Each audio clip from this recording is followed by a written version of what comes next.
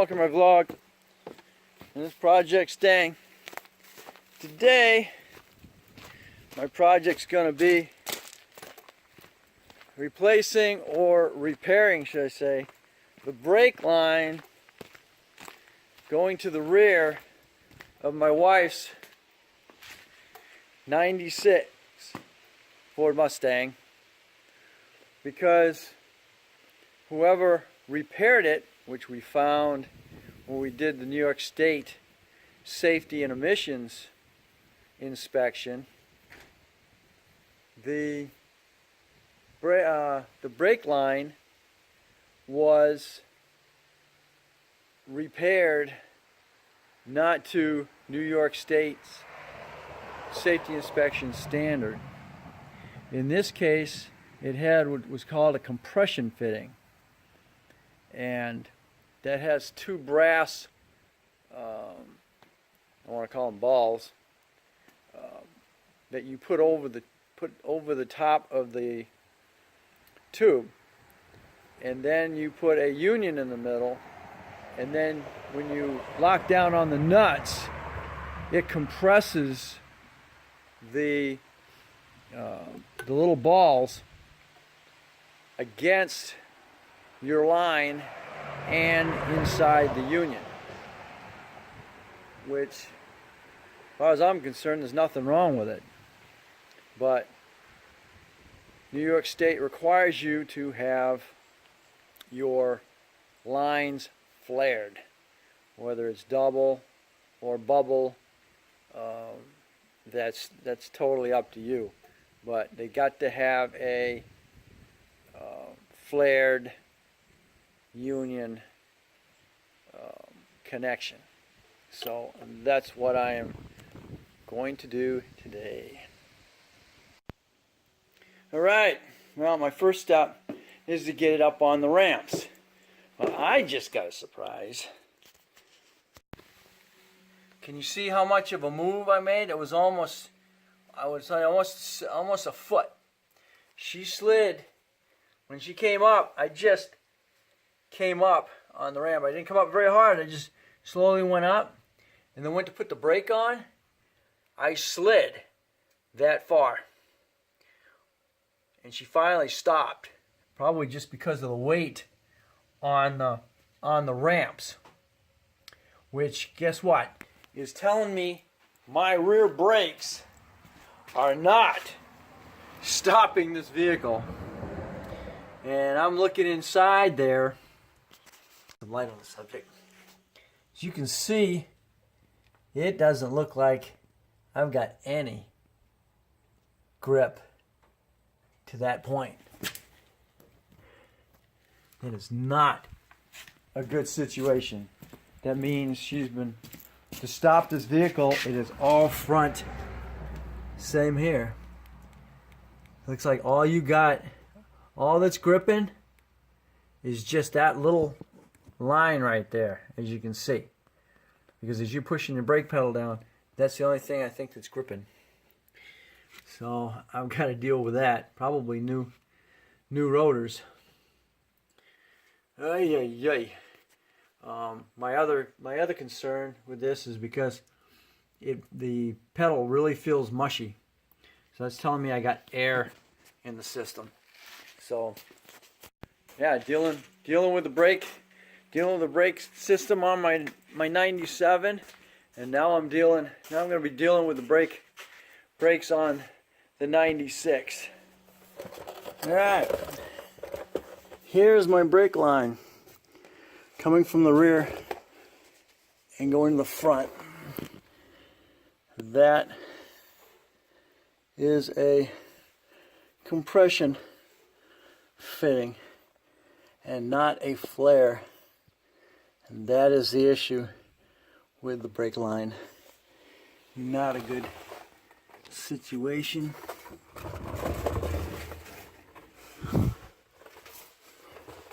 They've actually redone the fuel lines in here. There's your main brake coming over the top. Right here, you see it coming down. Oh, terrific. Here. See that? That, my friend, is a flared. And they decided to come down and do a compression. Why? So you can see the nut is over the top. Well, yeah, it's over the top. That's technically over the top. But that is what it needs to be. Right there, coming out. And then now, I've got to deal with that. Oh, yeah. Oh, that's not going to be cool. I've got to flare that. And I got to flare that.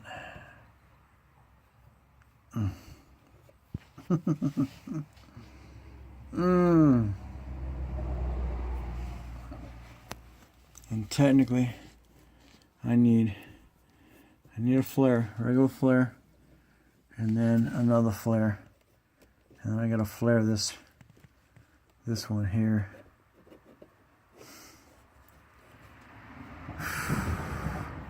Cutting this and flaring it. I don't know why. How in the world? They cut it off, and then they cut it off, and they just use the compression fitting, and it's got to be 2 of these.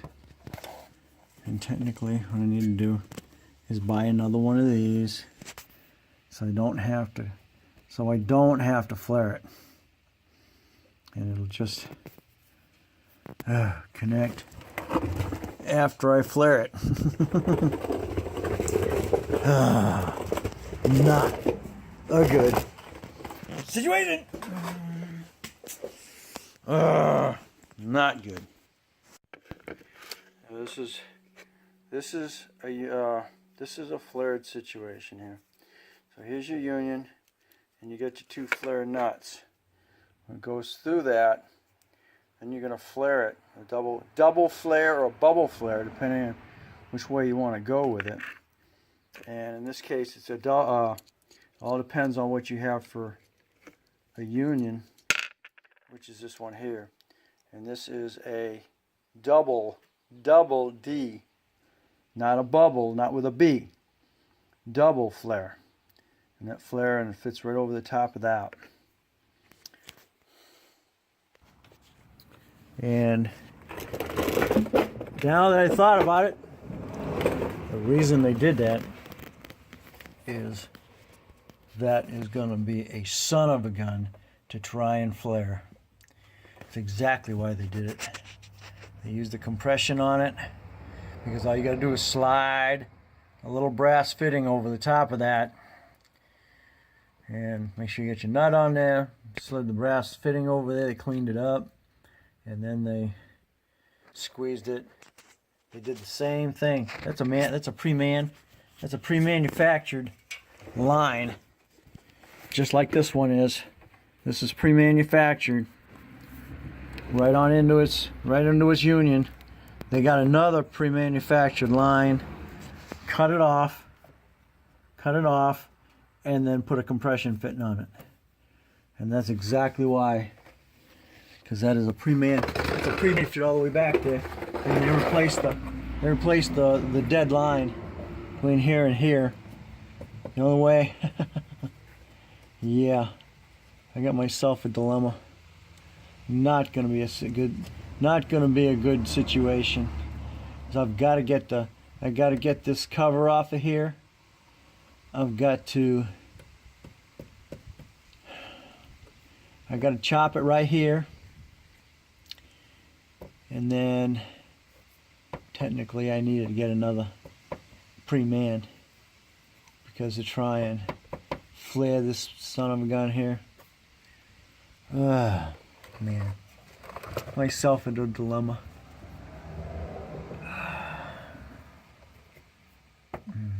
Means I gotta flare 2 steel lines, and they are a son of a gun to try and flare.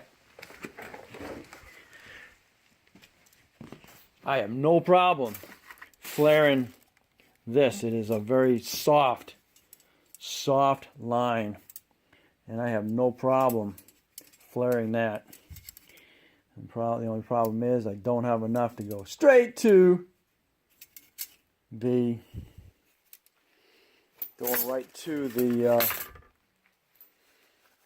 master cylinder. All right, looks like what I got here, I might be in better shape than I thought, because of the fact that this has an ABS package. Get the light out of the way. Has an ABS package on it, and that's your ABS pump. Well, the brake line actually goes into the top of the ABS system here. My battery is down again. But anyway, it's going into the top of the package. It's not having to go across the bottom of the radiator and up to the master cylinder. So I may be in luck. I may have enough to take it from back there and bring it up and run it into the